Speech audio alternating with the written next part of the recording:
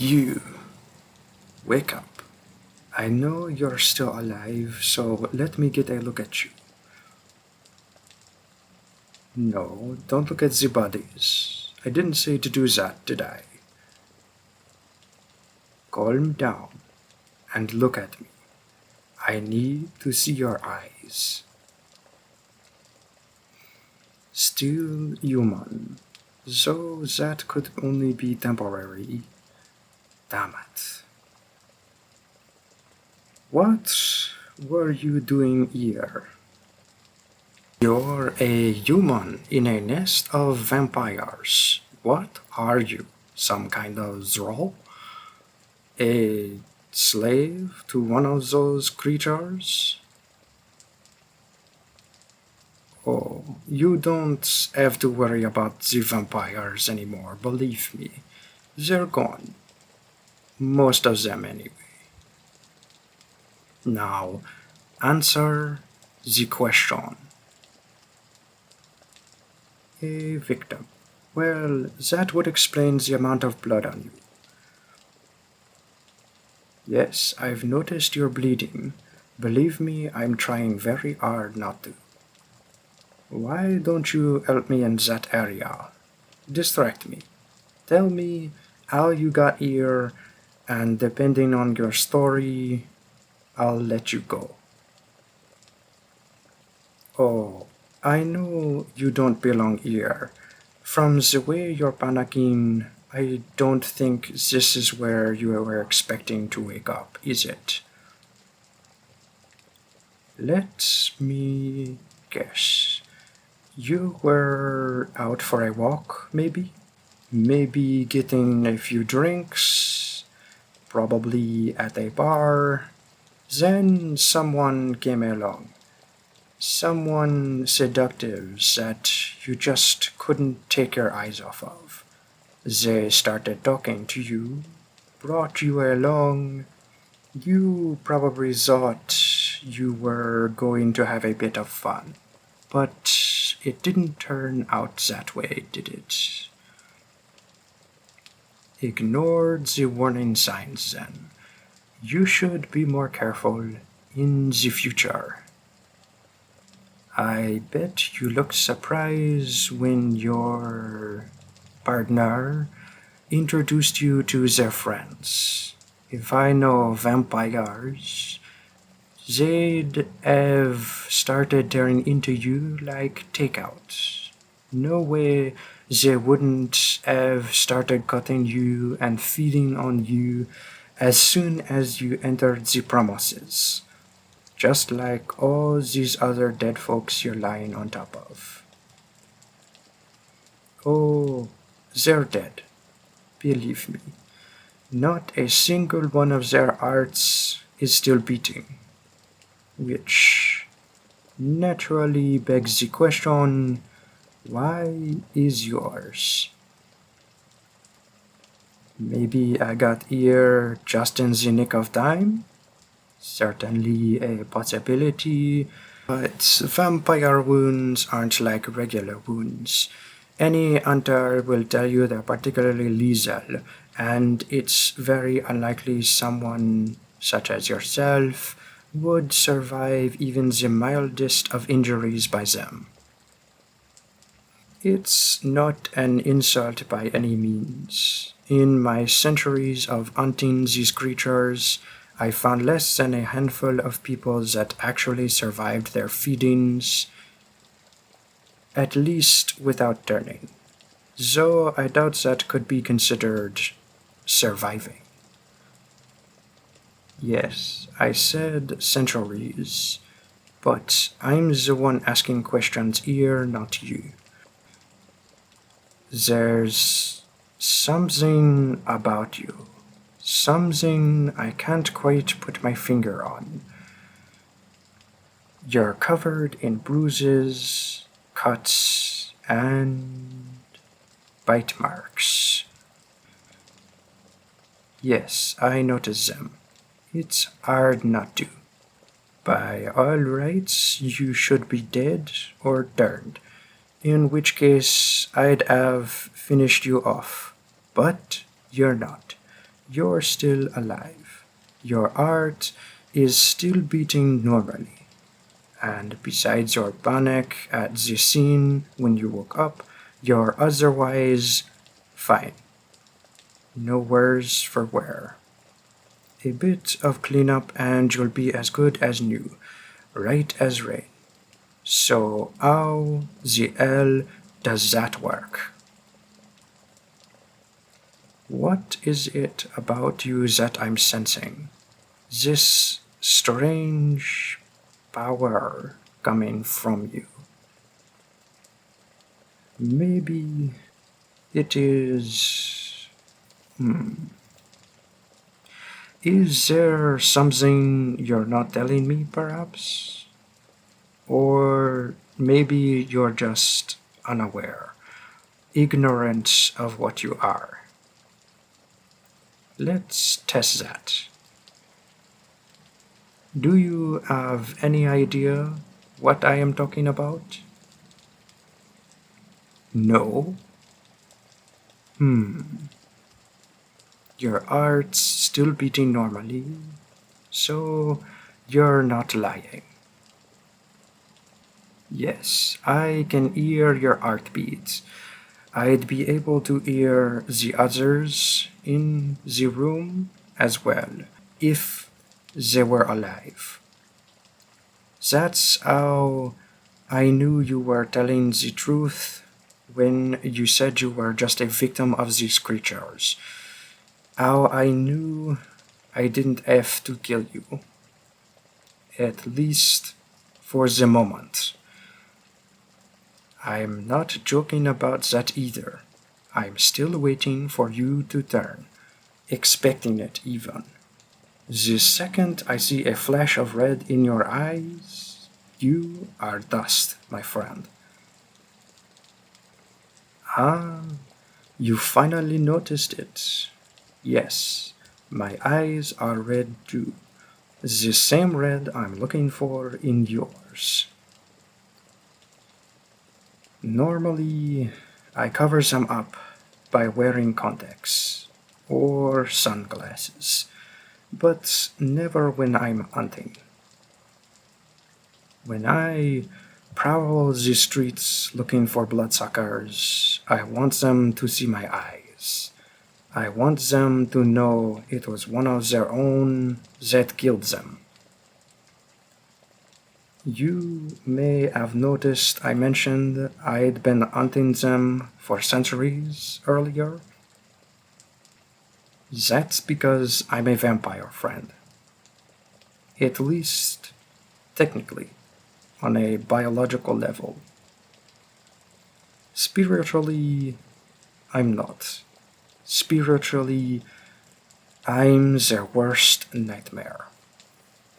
They call me Hunts Vampires. Pardon my terrible pronunciation, but that's Romanian for the vampire that hunts vampires.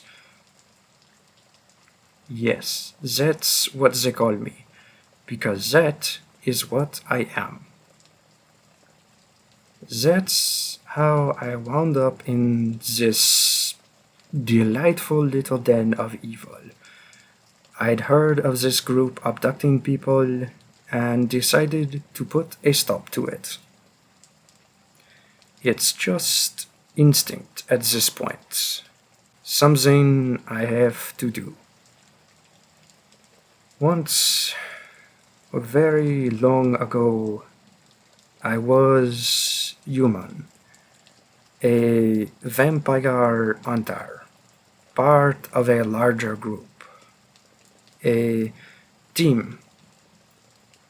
We did what I do now, stalk the streets, fighting creatures of the night and protecting the innocent.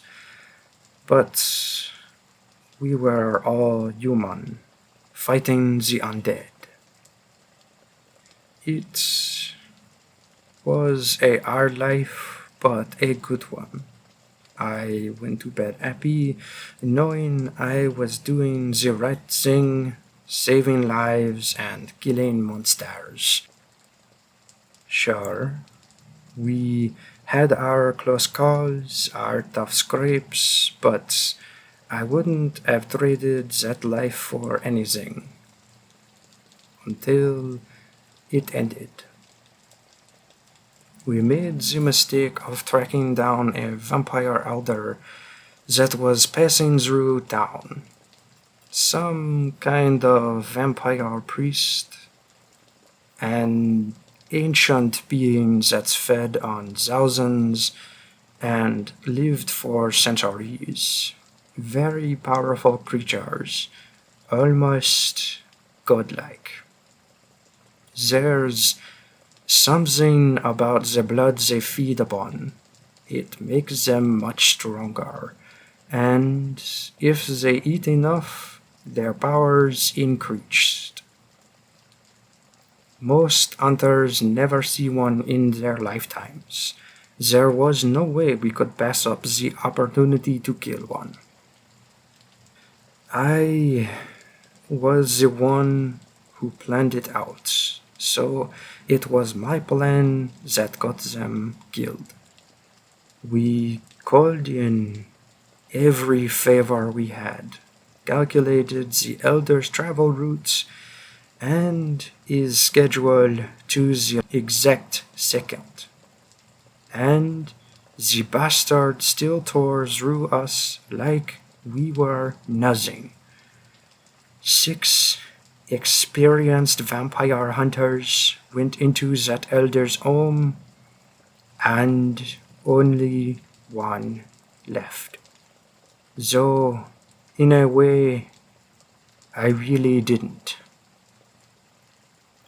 There's only 2 things I remember from that night. The screams of my friends being ripped apart, and the feeling of vampire fangs tearing into my neck. I'm still not sure what happened, how I escaped, but I remember waking up passed out bloody in an alleyway. Part of my arm was sticking out of the shadows, burning in the sun. I still have the scar, see? It felt awful. Another second, and I wouldn't be speaking to you here now. I knew right away what I was, what had happened, what had been done to me. I could feel it in my throat, the thirst, the desire for human blood, but I couldn't do it, couldn't feed upon the innocent like the monsters that turned me. I knew I was the thing I had sworn to destroy, and that I was betraying everything I stood for just by existing in that moment. Parts of me wanted to step out into the sun, to let the holy rays of light shining down from the heavens eviscerate me and send me to the friends that had left me. But I couldn't. I was afraid. And there was this thought that kept filling my head that I couldn't shake. What if I die, and I go to hell because I am a vampire? I didn't want to risk it, not without atoning in some way first. And here I am now, 3 centuries later, trying to make up for that cowardice by continuing my duty, by killing the creatures of the night, even though I am one. I've never fed on anyone, even though the thirst in my throat still remains. When I get desperate, I drink animal blood, so it tastes disgusting. I don't think we're supposed to drink it, really, but I find if I just pretend it's human, it helps slightly. Some of the people I work with now manage to conjure up some kind of synthetic blood in a lab. It's not real, and it doesn't help much, really. Less than the animal blood. But if I'm ever desperate or need to focus, it can help calm me down. I still have no idea how I am what I am, how I resisted the Elder's power and remained myself. But I'm still here somehow, still me, still fighting. So I don't dare go up against the elder we encountered. That creature is far too powerful. Besides, I've heard nothing about them in all this time. They just disappeared. I've spent my time since just doing what I can, fighting the dregs of vampire society, the ones that lure in victims to feed on, the ones that turn into monsters once their fangs meet skin.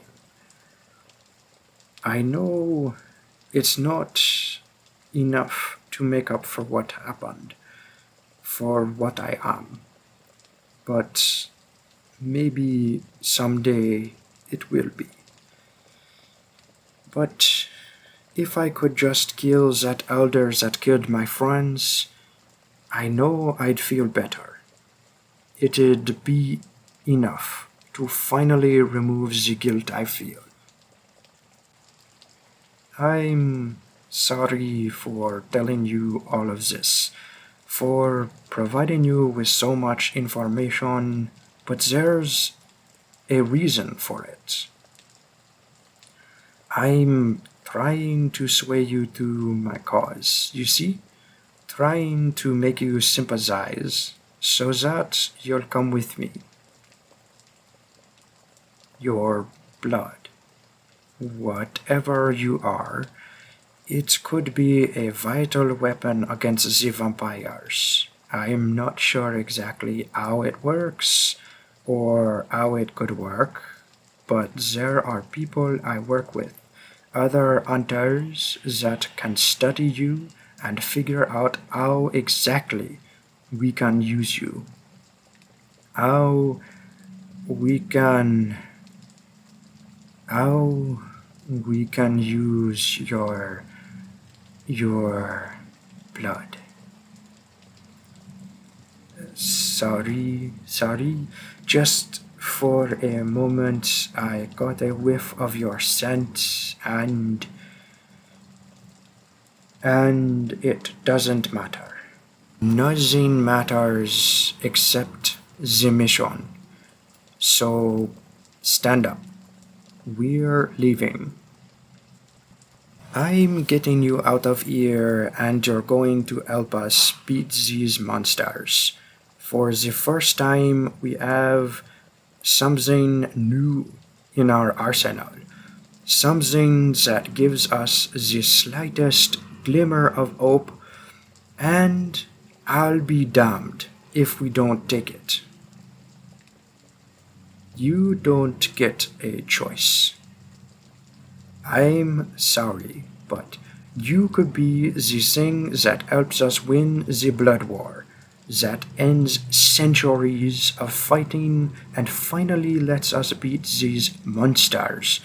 I've seen far too many friends die to risk losing this thing just because you don't want to. So, sorry about this, but you're coming with me.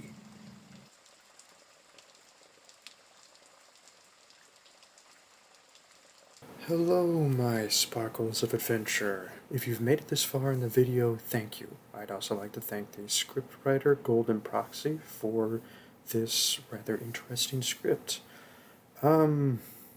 I tried something new with this script. And I mean, I seriously tried to do a French accent, and I'm not sure if I got it correct, if it was something that made people's ears bleed.